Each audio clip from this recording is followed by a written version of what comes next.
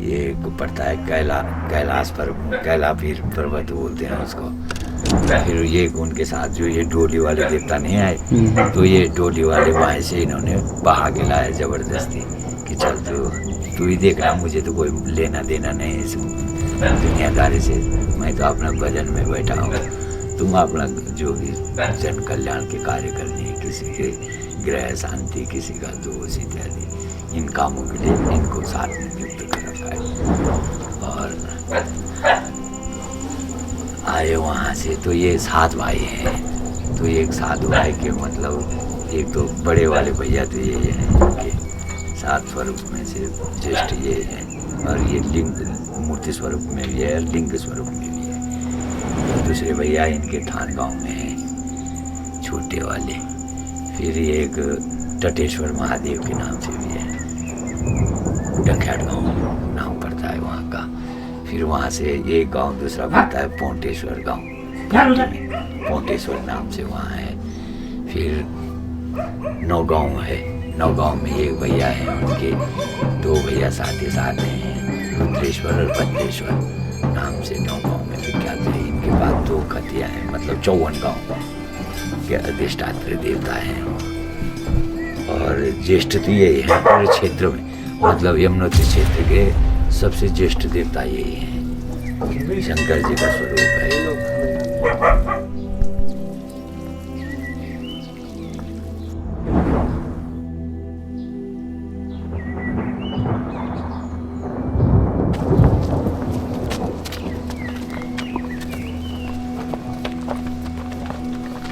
सुंदरता हमेशा रंगों में नहीं होती, कभी कभी वो उस हवा में होती है जो चेहरे को चुपचाप छू जाती है।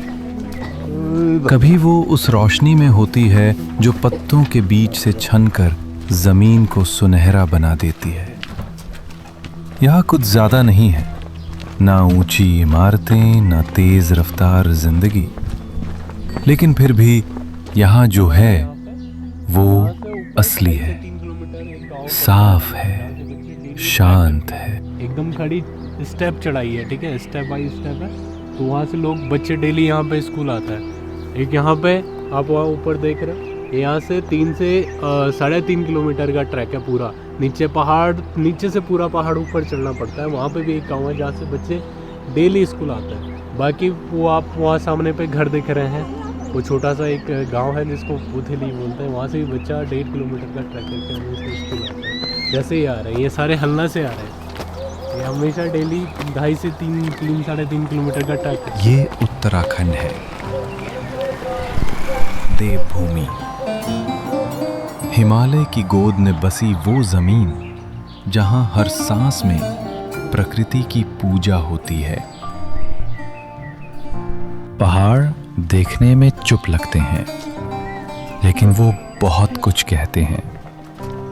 और जो यहाँ रहते हैं, उन्होंने पहाड़ों की ये भाषा समझ ली है। यहाँ के लोग आसान जिंदगी नहीं जीते, लेकिन उनके चेहरे पर एक अजीब सी शांति होती है। शायद इसलिए क्योंकि उन्होंने सीखा है, ज्यादा चाहिए नहीं, बस दिल से जीना चाहिए। हम लोग पहुंच चुके हैं अपने स्कूल। तो बच्चे अभी प्रेयर की तैयारी कर रहे हैं। सुबह की धूप अब आंगन में उतर चुकी है। बच्चे कतार में खड़े हैं, छोटे छोटे हाथ जुड़ चुके हैं, और एक शांत स्वर गूंजता है। कुछ चेहरों पर मुस्कान है, कुछ बिल्कुल गंभीर। आंखें बंद होने को हैं और मन प्रार्थना में डूबने को तैयार है। ये सिर्फ शब्दों की शुरुआत नहीं, ये एक दिन की पवित्र शुरुआत है।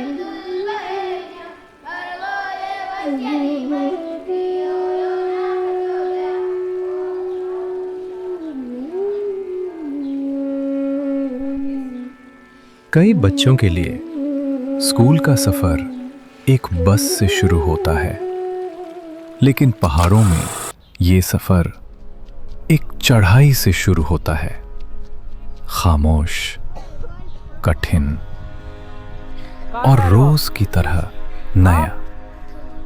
हर सुबह वो मीलों चलता है, बिना शिकायत, बिना थके।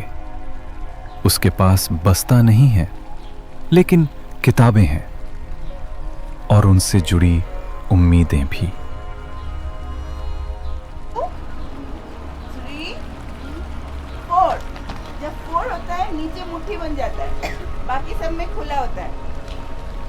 5, बच्चों के ये कदम, 6, ये अनुशासन, ये ऊर्जा सब दिखता है, लेकिन जो अक्सर नहीं दिखता 7, वो है वो व्यक्ति जो हर सुबह इन्हें दिशा देने खड़ा होता है। इन बच्चों के पीछे एक शिक्षक खड़ा है, सीमित संसाधनों में लेकिन असीम समर्पण के साथ। इन कठिन रास्तों के बीच शिक्षक ही वो दीपक हैं जो अंधेरे में रोशनी बनकर जलते हैं।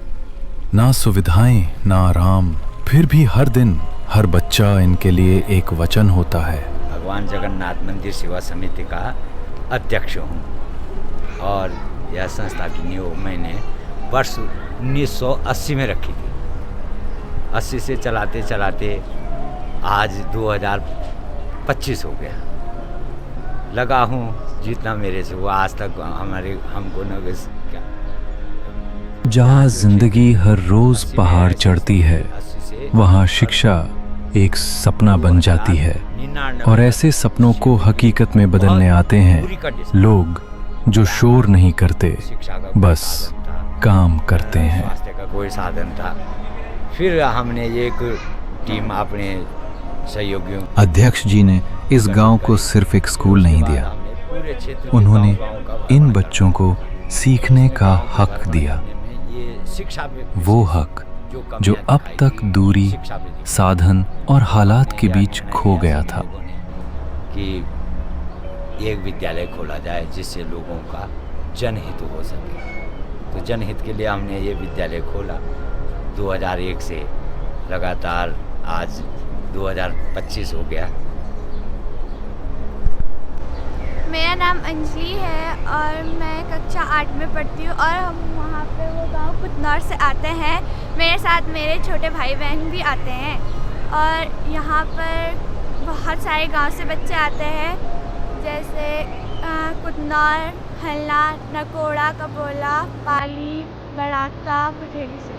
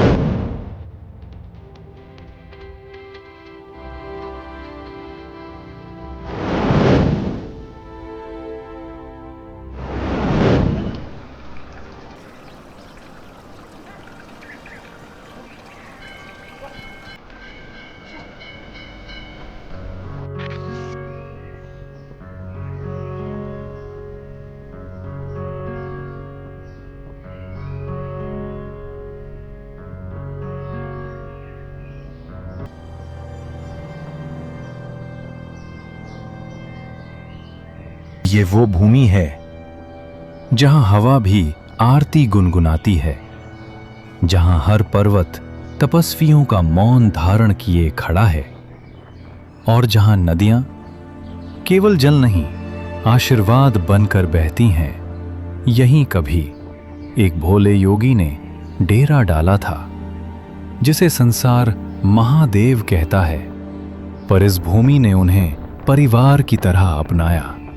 ना किसी सिंहासन की चाह, ना किसी ताज की अभिलाषा, बस हिमालय की गोद और ध्यान की गहराई। शिक्षा का जो मेन विद्यालय खोलने का हमारा जो मेन मकसद था, क्योंकि क्षेत्र में सरकारी स्कूल थे, 10-10 किलोमीटर दूर पे सरकारी स्कूल थे।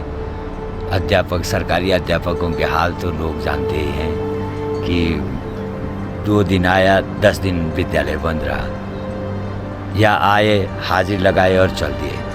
मतलब रोजगार के माफी के हिसाब से यहाँ जीरो था। सरकारी नौकरियों पे पूरा क्षेत्र जीरो था। फिर हमने ये निर्णय लिया सर्वसम्मति से कि यहाँ क्यों न एक विद्यालय खोला जाए। फिर विद्यालय खोला हमने। बड़े वहाँ की स्थिति सुनाई उसने कहा गुरुजी क्या बताऊँ, अपने आप रोने लग गया बेचारा। यहाँ की मिट्टी इतिहास नहीं, जीवित परंपरा है। हर चट्टान, हर जलधारा, हर पगडंडी में कथाएं सांस लेती हैं, ऋषियों की, युद्धों की और विश्वास की विजय की। लेकिन इस धरती की सबसे बड़ी पूजा इसके गांवों में बसने वाले लोग हैं, जो सुबह सूरज की पहली किरण के साथ उठते हैं और सांझ तक खेतों में पसीना नहीं भक्ति बहाते हैं, जिनकी आंखों में स्वप्न नहीं संस्कार बसते हैं।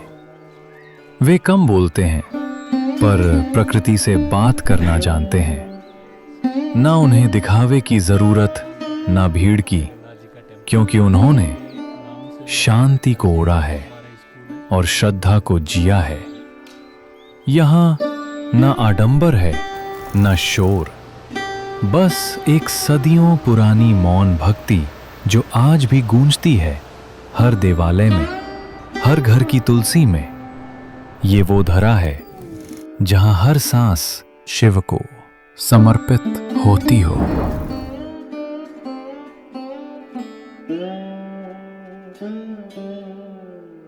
तो अब वक्त आ गया है रुक जाने का। सूरज भी धीरे धीरे क्षितिज के उस पार उतर रहा है। हमारी ये छोटी सी यात्रा एक एहसास बन गई है। इन रास्तों ने हमें बहुत कुछ सिखाया, खामोशी में छिपे जवाब और उन पलों की कीमत जो दोबारा नहीं लौटते। अब हम जा रहे हैं, पर कुछ यादें, कुछ मुस्कानें यहीं रह जाएंगी। फिर मिलेंगे किसी नए मोड़ पर, किसी और कहानी।